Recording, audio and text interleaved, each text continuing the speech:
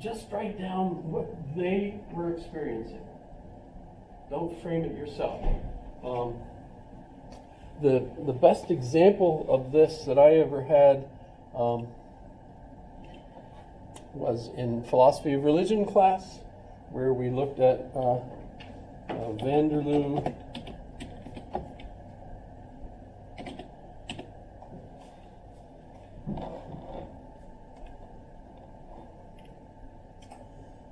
Gerardus Vanderloo,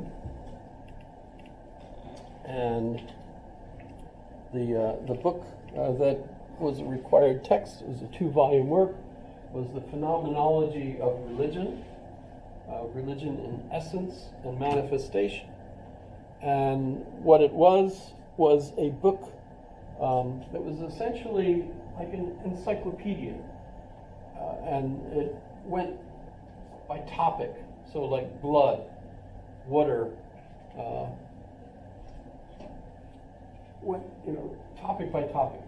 And under each topic, it gave cultural after cultural experience associated with the religious significance of that particular topic.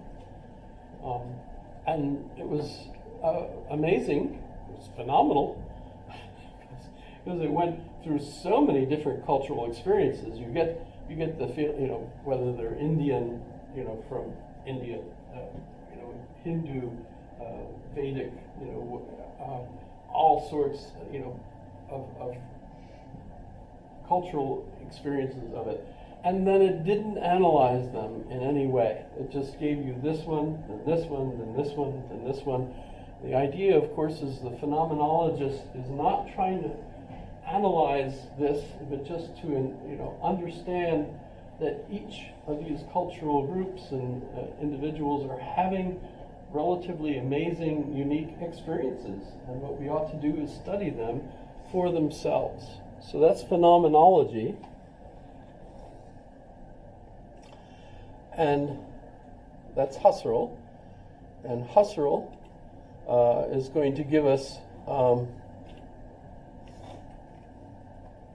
Martin Heidegger, who was his student. By the way, Martin Heidegger was the official head philosopher of the Nazi Party. He was, he only did that for about 18 months, and he realized, I'm out of here, and he left. And he went to Totenberg, which is his little cabin in the woods, where he hoped he would be safe. No, he joined the party thinking that he, being as brilliant as he was, would be able to control Hitler. And of course, it didn't take very long for him to realize that that was a hopeless case. Almost seems like the relationship between Steve Bannon and Trump. I'm not sure, though, because they're still together as far as I know. Bannon hasn't given up hope. And neither am I sure that Bannon's attempt is a moderating influence, actually. You know who Steve Bannon is? Yes? Everyone? Might even call him a contemporary philosopher, I suppose.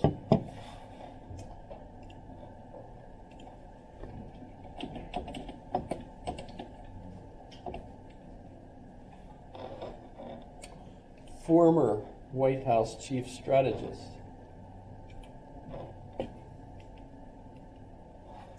Most impressive I've ever seen him was when he gave a lecture at the Oxford Debate Society. And he was quite impressive there. Very, very conservative, as you can imagine. And he's still there, and of course he's still having an influence. Criminal charges, the works. So that's Steve Bannon. Heidegger's philosophy, as opposed to his political association, and by the way, the bad thing during that 18 months that he was the head Nazi academic, he fired Husserl just before Husserl was about to earn his pension. And so he fired his mentor, well, because his mentor was Jewish, etc. You know how that works, right? By the way, the other interesting Jewish person that Heidegger had a relationship with was Hannah Arendt. We talked about her at all. Hannah Arendt.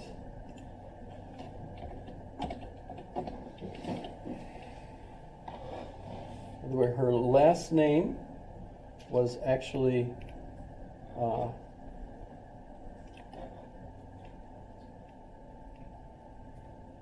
Blücher. Her last name, her married name, was Blücher. And how many folks have seen the movie Young Frankenstein? Yes? So remember the joke, the running joke, whenever the horse would hear the name Blücher, it would go, yes? It's a Mel Brooks movie. Mel Brooks is Jewish. That's not a joke. That's true. He's Jewish. In Blazing Saddles, when they capture the family that's black, he's the chief, riding with the other Indians with the big headdress and everything. He says, "Lass them gay. They're schwarzer than uns." Let them, which is not actually an Indian language. It's Yiddish, right? So that could have been funny too if you were watching that movie. Let them go. They're darker than us, right? They're blacker than us. But in Young Frankenstein, every time they mention Frau Blücher, the horse gets all upset, no matter where it is. So it still hears the name, even if it's not in the castle. And by the way, people asked him, is he making fun of her because he's using her last name and the horse is scared to death of her? And he said no. And I'm sure he's lying. There's no other explanation for that as a joke. And why did they not like Frau Blücher? Well, she was the reporter from the United States at the trial in Jerusalem for the Nazi who ran the trains system. And her conclusion that she wrote in the New York Times or whatever, explaining the whole situation, she used the concept of the banality of evil. I don't see it. Oh, there it is. The banality of evil. In other words, he was just doing his job. And he was just an administrator, a very good administrator. He made sure all the trains ran on time, and they had a maximum number of Jews stuffed inside of them. For all the he was very good at making sure all of that. That's Adolf Eichmann,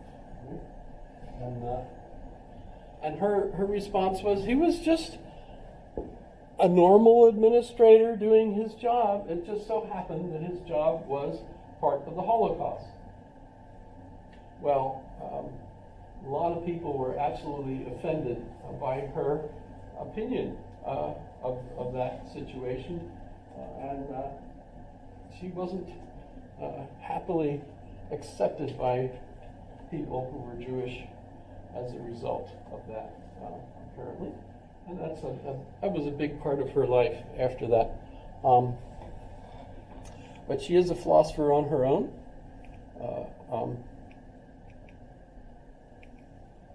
And in fact, there's some recent texts out that are relatively elucidating with regard to her life. So there's another one. I don't have her on my list. I should. I'm sorry. I don't have enough folks there. But Heidegger had she was his graduate student, undergraduate and graduate student, and they ended up having an affair, which, you think, wait a minute, that ought not to be the case, and yet it was an affair that they had all the way, until he was gone, I suppose. What was interesting was that his wife knew about it, and even at the one time where they met at a hotel, his wife was very friendly to Hannah. The only complaint she had about Hannah was that she smoked all the time. She was always smoking. So that's kind of interesting too. But what's Heidegger's concern is that because of language and the way we're stuck in language, the main question is the nature of being. How can we get into the understanding of what it means to be Da-Sein? Da means there, and Sein being, and he puts it together. He's not the only one that does that. That's actually quite a Germanism from way back. Da-Sein is also something that Hegel talks about. It means being there, and it's an existent, like I'm Da-Sein. It's a different version than Übermensch, but it just means I'm being and I'm here, right? And so my experience is my being here, right? And so that's pretty much the main point of hundreds of pages, as far as I understand it. How can we get to describe that experience of being?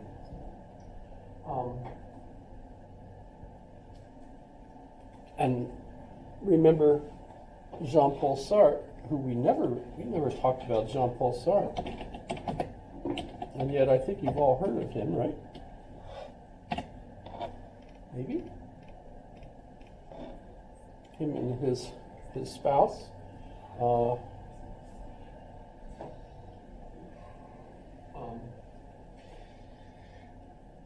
He's a student of not only Heidegger but others, and he's going to respond with his major work, Being and Nothingness.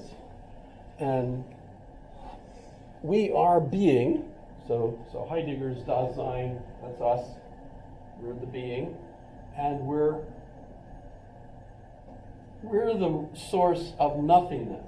And what is that nothingness? That's our ability to say no.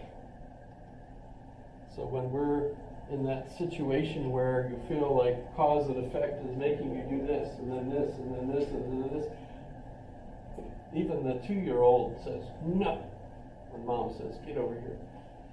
No. You know, where does that come from? And for Sartre, that negation, being and nothingness, the nothingness is our ability to say no, to negate the current situation. And that causes kind of a rift in time and space. That's where the quark, makes its decision, to say no. Where does that come from? And as a result, we're free. We're condemned to be free. Human beings, that's our nature, is to be free agents, and you can't escape it. By the way, one of the main cultural reasons that Sartre took that opinion, obviously, was because he was French and lived through the French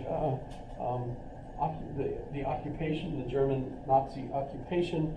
He was one of the folks trying to fight against it, was in jail for a while, all kinds of interesting things. But he's afterwards, after the war was over and the trials in Nuremberg, where the Nazis were put on trial and condemned for doing the things they did, and their response was, I couldn't help it. I had to do it.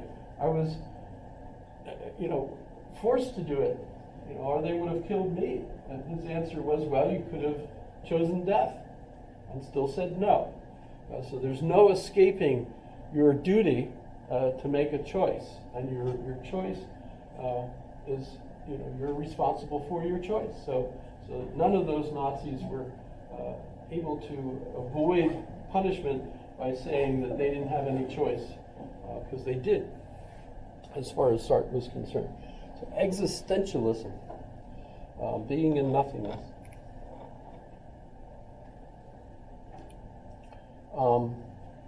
I did have a quiz question today. Does anybody remember what it is?